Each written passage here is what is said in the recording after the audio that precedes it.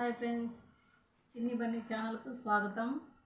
ఈరోజు ఏకాదశి పండుగ, ఏకాదశి శుభాకాంక్షలు.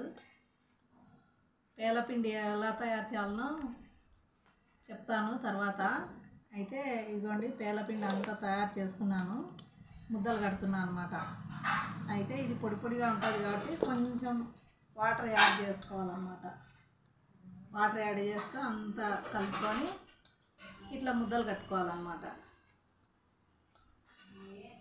ఇది మా రాయలసీమలో స్పెషల్ అన్నమాట. ఇది మా రాయలసీమలో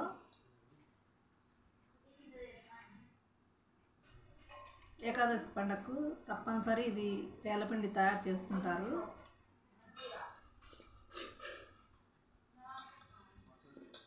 ఇది జొన్నలు కాబట్టి బాగా మనిషికి బలము, మంచిగా ఉంటుంది, హెల్తీ ఫుడ్ అన్నమాట. మీరు కూడా తయారు చేసుకోండి. నేను అన్నీ వీటికి కావాల్సిన పదార్థాలన్నీ చెప్తాను, ఎలా చేసుకోవాలో కూడా చూపిస్తాను. అన్నీ రెడీ చేసుకొని మిక్సీ పట్టేసుకొని ఇట్లా అంతా పొడి చేసుకున్న తర్వాత కొంచెం వాటర్ యాడ్ చేసుకొని ఇదంతా కలుపుకోవాలన్నమాట. కలుపుకొని ఇట్లా లడ్డూలాగా చుట్టుకోవాలి. ఓకే ఫ్రెండ్స్, మా ఛానల్ సబ్స్క్రైబ్ చేయండి, లైక్ చేయండి. మీకు నచ్చితే ఈ వెరైటీ మీరు కూడా చేసుకోండి. పేలాల పిండికి కావలసిన పదార్థాలు: బెల్లము, జొన్నలు, కొబ్బరి, నువ్వులు. ఇవి నువ్వులు అన్నమాట. కొబ్బరి, ఇలాచి, బెల్లము. జొన్నలు పెన్నం బాగా వేడెక్కాక పెన్నంలో వేసి ఇట్లా క్లాత్ ఒకటి పైన వేసి ఇట్లా అంటే అన్ని పేలాలు ఏగుతాయి అన్నమాట. పాప్కార్న్ తిన్నా. ఇది పూర్వకాలం పద్ధతి. ఇది రెండవ పద్ధతి అన్నమాట. నాన్ స్టిక్ పెన్నంలో కూడా ఏగుతాయి అన్నమాట పేలాలు. ఈ విధంగా క్లాత్ లేకుండా వేయించవచ్చు అన్నమాట. మూత పెట్టకపోతే కింద పడిపోతుంది.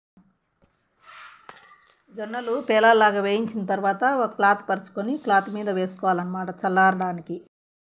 పేలాలు వేయించుకున్న తర్వాత అట్లా ఆరబెట్టుకోవాలి. చల్లారబెట్టుకున్న తర్వాత కొన్ని నువ్వులు కూడా వేయించుకొని అవి కూడా చల్లారబెట్టుకొని కొబ్బరి, నువ్వులు, పేలాలు అన్నీ పొడి చేసుకోవాలి.